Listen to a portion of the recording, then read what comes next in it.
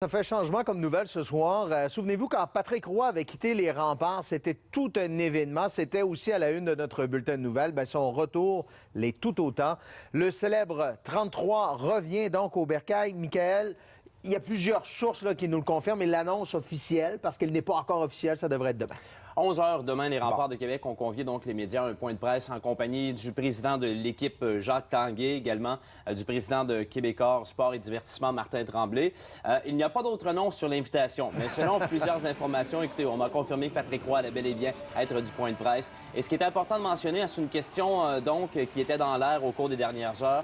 Aura-t-il les deux chapeaux, directeur général et entraîneur-chef des Remparts?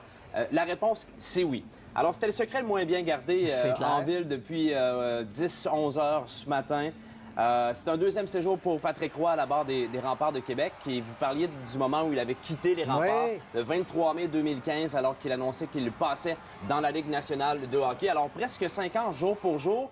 Il rentre au Bercail, donc, et il avait eu une fiche tout à fait reluisante, il faut le mentionner, chez les Remparts de Québec. Ouais. En plusieurs années à la barre, donc, des Diables Rouges. Il faut dire qu'il avait débuté 2 ans en tant que directeur général de l'équipe et par la suite, comme entraîneur-chef de 2005 à 2013, 349 victoires en saison régulière.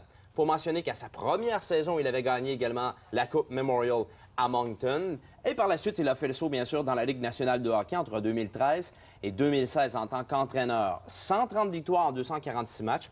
Il avait été l'entraîneur de l'année dans la Ligue nationale de hockey. À son année recrue, arrivée.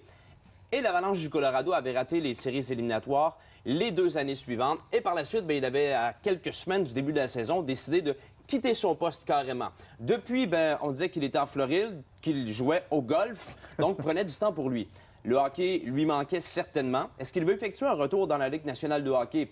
On va lui poser la question demain. Mais assurément qu'un retour dans la Ligue de hockey junior majeur du Québec serait un tremplin idéal pour lui pour retourner dans la Ligue nationale de hockey. Alors bien sûr, ce sera le successeur à Philippe Boucher. J'ai bien hâte d'entendre ce qu'il aura à dire demain, Patrick Roy, mais il ne faut pas se leurrer. C'est une excellente nouvelle pour les Remparts de Québec. C'est une excellente nouvelle pour la Ville de Québec. Oui. Et c'est une excellente nouvelle pour la Ligue de hockey junior majeur du Québec également. Il attire des foules, Patrick. Voilà. On parlait des foules en baisse au Centre Vidéotron au cours des dernières saisons. Je pense que ça devrait changer à partir de l'an prochain. Alors, bien sûr, on y sera demain. On aura tous les détails et commentaires pour vous. On aura l'occasion de se reparler. Merci. Ouais, à tantôt.